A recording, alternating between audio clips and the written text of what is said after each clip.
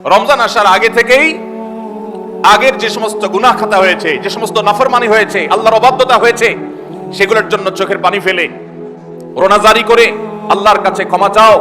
আল্লাহর কাছে ক্ষমা চেয়ে যদি আগের সবগুলোকে ভ্যানিশ করতে পারো, তাহলে আল্লাহর কাছে রহমতের উপযুক্ত হবে।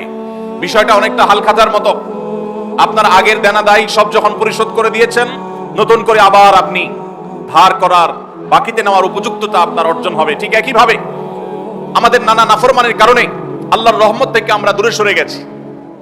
লানত অর্থাৎ রহমত থেকে দূরে সরে যাওয়া, এটার উপযুক্ত হয়ে গেছি অনেকে। এই জন্য ভাইরা, এখন থেকে রমাদানের প্রস্তুতির নিয়তে আল্লাহর কাছে তওবা করা, গুনাহ মাফ চাওয়া, ইস্তিগফার করা, জীবন পরিবর্তন করবার সংকল্প করা, এটা হবে আমাদের রমাদানের প্রথম প্রস্তুতি। চেষ্টা করবো তো ইনশাআল্লাহ। প্রতিদিন যখনই তৌফিক হয় আল্লাহর সাথে একটু কথা বলবেন, আল্লাহ আমার সমস্ত গুনাহগুলো মাফ করে দিন, আমার নাফরমানি মাফ করে দিন, আমাকে আপনি ক্ষমা করে দিন।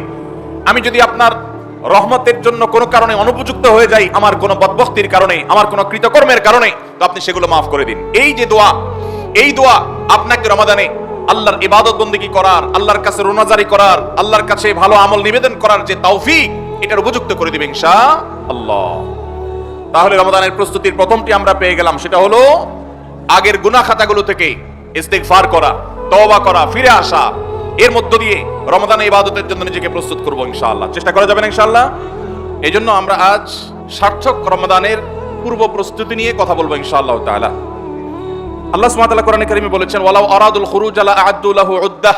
কিছু লোক নবী করিম সাল্লাল্লাহু আলাইহি সাল্লাম যখন তাবুকের যুদ্ধে অংশগ্রহণ করবার জন্য ডাক দিয়েছিলেন, তারা সেই যুদ্ধে শামিল না হয়ে মদিনায় অবস্থান করেছিল। এর মধ্যে অনেকেই নানা রকমের অজুহাত, নানা রকমের আপত্তি, নানা রকমের বিভিন্ন কারণ দর্শিয়ে তারা এই যুদ্ধ থেকে পিছপা হয়েছিল। আল্লাহ রাব্বুল আলামিন কোরআনে কারীমে আয়াত নাযিল করে তাদের সেই ঘড়িমসির আসল কারণ উল্লেখ করেছেন। আল্লাহ সুবহানাহু ওয়া তাআলা বলেছেন, ওয়ালাউ আরাদুল খুরুজ লা আ'আদ্দু লাহু উদ্দাহ। যদি সত্যি আল্লাহর রাহে জিহাদের ময়দানে যাওয়ার সদিচ্ছা তাদের থাকতো, তাহলে তারা আগে থেকে প্রস্তুতি গ্রহণ করত। যারা নানা রকম অজুহাত দাঁড় করাচ্ছে, এদের আসলে তাবুকের জিহাদে শামিল হওয়ার সেই সদিচ্ছাই ছিল না। যদি সদিচ্ছা থাকতো, আগে থেকে তারা প্ল্যান, প্রোগ্রাম, পরিকল্পনা সেগুলো তারা করত। ঠিক একইভাবে রমজান মাসের যে ইবাদতের বিশাল বড় অপার সম্ভাবনা আমাদেরকে দান করেছেন, এই সম্ভাবনাকে কাজে লাগাতে হলে তার জন্য যথাযথ প্রস্তুতি গ্রহণ করা জরুরি। আমাদের দেশে বেশিরভাগ মুসলমান রমাদান মাস আসলে আমরা কম বেশি নেক আমলের চেষ্টা করি, কিন্তু রমাদানের অনেক আগে থেকে যে আমাদের যথাযথ পূর্ব প্রস্তুতি গ্রহণ করার কথা, দুর্ভাগ্যজনকভাবে সেই প্রস্তুতি যথাযথভাবে আমরা বেশিরভাগ লোক গ্রহণ করি না। যার ফলে রমাদান আসে, রমাদান চলে যায়, আবার রমাদান মাস আসে, আবার চলে যায়। আমাদের তেমন কোনো পরিবর্তন হয় না, আমাদের মধ্যে তেমন কোনো চেঞ্জ আসে না, আমাদের জীবনের ভিতরে তেমন কোনো দৃশ্যমান পরিবর্তন চোখে পড়ে না। এই জন্য সম্মানিত ভাইরা আমার, রমাদানকে যদি আমরা যথাযথভাবে কাজে লাগাতে চাই, তাহলে যথাযোগ্য প্রস্তুতি এখন থেকেই, শাবান থেকেই আমাদের গ্রহণ করতে হবে। প্রিয় নবী সাল্লাল্লাহু আলাইহি সাল্লাম বলেছেন, ইন্নাল্লাহা ইউহিব্বু ইযা আমিলা আহাদুকুম আমালান আন ইউতকিনা। আল্লাহ রাব্বুল আলামিন বান্দা যে কোনো কাজ করলে সেটা যদি ইতকানের সাথে করে, দৃঢ়তার সাথে করে, উত্তম উপায়ে করে, যথাযথভাবে করে, সে কাজটা যদি করার মতো করে, তো আল্লাহ তাআলা সেটাকে পছন্দ করেন এবং ভালোবাসেন। আমরা যদি রমাদান মাসে সিয়াম এবং কিয়াম, রোজা এবং তারাবি, অন্যান্য আমল ইবাদত বন্দেগী গতানুগতিকভাবে করে শেষ করি, আমরা যদি দায় সারাভাবে শেষ করি, তাহলে এটা আল্লাহ তাআলার প্রিয় পাত্রে আমাদেরকে শামিল করবে না।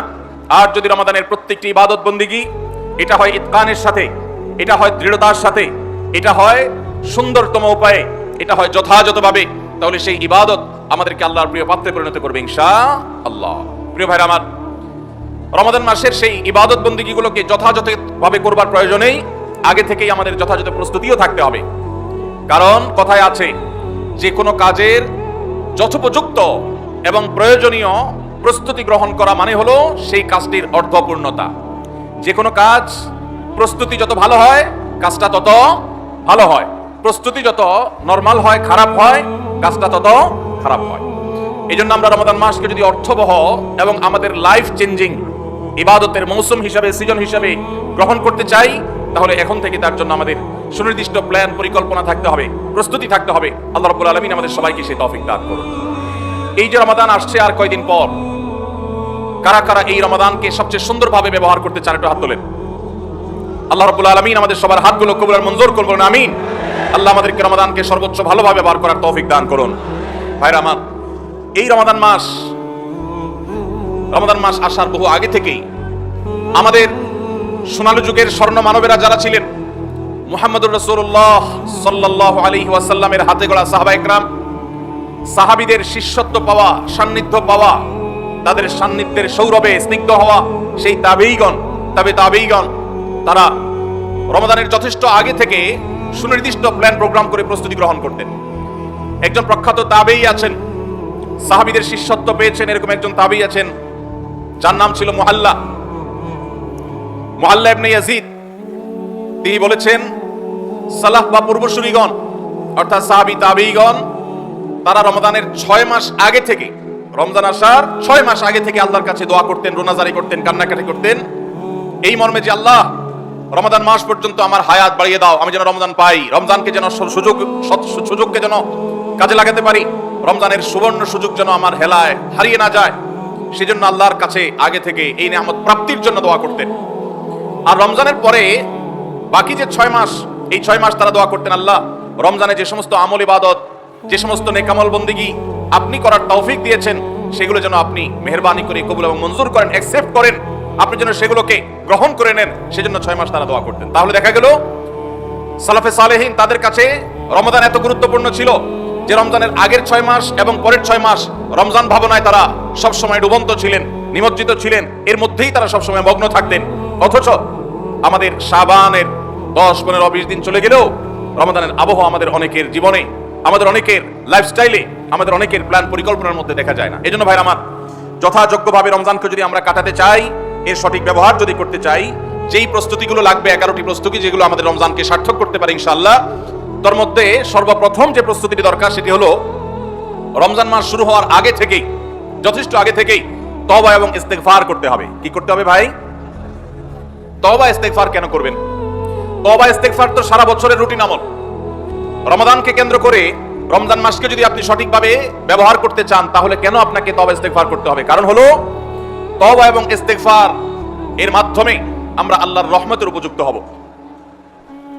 মক্কার মসজিদুল হারামের ইমাম শেখ আব্দুর রহমান আস-সুদাইস হাফিজাহুল্লাহ, তার কাছে সৌদি আরবের কিছু যুবকরা এসেছিলেন, এসে বললেন, শেখ, প্রতি বছর রমজান আসলেই আমরা অনেক প্ল্যান প্রোগ্রাম করি, অনেক কোরআন খতম দিব, অনেক নেক আমল করব, দোয়া রোনাজারি করব, দান সাদাকা করব। দুর্ভাগ্যজনক ভাবে সেটা আমাদের আর রমজান মাসে করা হয় না। আফসোস করতে করতে রমজান মাস পার হয়ে যায়। আপনি আমাদেরকে পরামর্শ দিন, কেন আমাদের প্রতি বছর জীবনে রমজান আসে অথচ সেটা সঠিক ব্যবহার করতে পারি না? তখন শেখ সুদাইস তাদেরকে বলেছিলেন, রমাদান মাসে ইবাদত বন্দেগী করতে পারা এটা আল্লাহর নিয়ামত, এটা আল্লাহর অনুগ্রহ, এটা আল্লাহর রহমত। যে রমজান পেয়েও ইবাদত করতে পারলো না, সে তো হতভাগা, কপাল পোড়া। এই হতভাগ্যের কাতারে সাধারণত সেই মানুষগুলোই পড়ে যারা আল্লাহর রহমতের উপযুক্ত না। আমরা নানাবিধ অপরাধে, নানাবিধ গুনাহ করে, নানাবিধ নাফরমানি করে আল্লাহর রহমতের উপযুক্ততা আমরা হারিয়ে ফেলেছি, যার কারণে রমজানের ইবাদতের তৌফিক হয় না।